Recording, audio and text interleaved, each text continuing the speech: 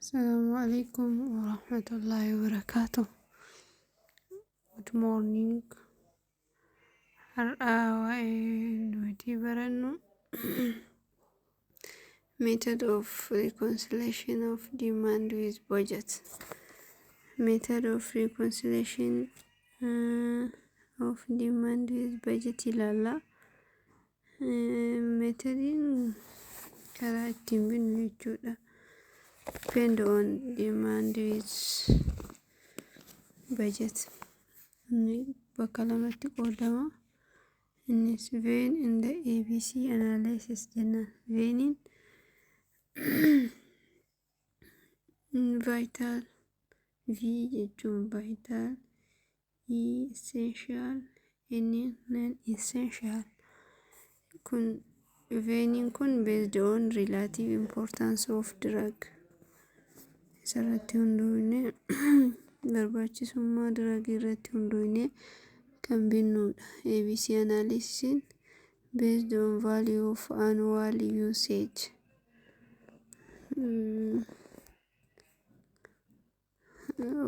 Bakka yeroo itti fayyadama yerootiin ilaallee kan itti fayyadamnu yookaan waggaa keessatti fakkeenya akka gannaa dhibee yeroo gannaa argamu, dhibee yeroo bonaa argamu kan irratti hundoofne kan binnu ABC analysis. Venn vitaliin fakkeenya akka emergency drug, fluid like fluid etc. Vitaliin jalqaba qarshiin nu qabnu sun hammi isaa xiqqaa yoo ta'e wanni nu filannu vitaliidha kan nu bituu qabnu. Achi booda essential itti daballee birriin nu gahe. Achi non essential dhumarratti daballa. Kaan irratti ammoo kan jalqaba nuti filannu Cdha. ABC analysis irratti bakka vitalii C filanna jalqaba yoo qarshiin keenya muraasa ta'e C bituu qabna. Itti aansinee C irraa kan hafu B itti daballa. Itti aansinee E'dha. E'n dhumarra jechuudha. Non-essential illeen dhumarra itti dabalamee kan bitamudha. Drug therapy committee means essentialist prepare. Drug therapy committee is essentialist prepare. Essentialist prepare it is important for local disease pattern. Essentialist for local disease pattern is important. Essentialist prepare also ensuring availability of medicine at the hospital. Clear? Essentialist prepare. Essentialist is ensuring availability of medicine at the hospital.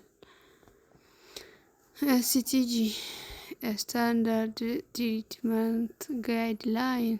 By abbreviation STG, we call STG. STG fayidaan isaa disease oriented and consensus on treatment. Fakkeenya example disease oriented yoo jennu sign the symptom waan kana fakkaatu kan of keessatti qabatu yookaan kan fayyadamnu STGdha. Formulariin drug oriented. Formulariin ammoo drug orientedidha. Drug interaction, dosage form, bakka waan drugii qabatu hunda kan inni fayyadu formulariidha. Waan drugii wal qabatu kan argannu formularii irraayi. Formulariin iddoo sadiitti qoodama. Isaanis open formulary jennani. Open formulary means has no limitation to access medicine. Medication may be ordered without additional permission. Means open formulary. Waan dabalataan information adda hin qabu. Medication may be ordered without obtaining additional permission. open formulary jennaan kan akkasii.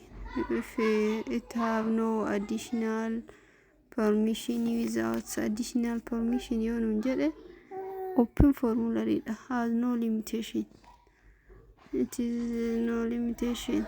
It is called open formulary. Kan qoodama lammaffaa sadaffaa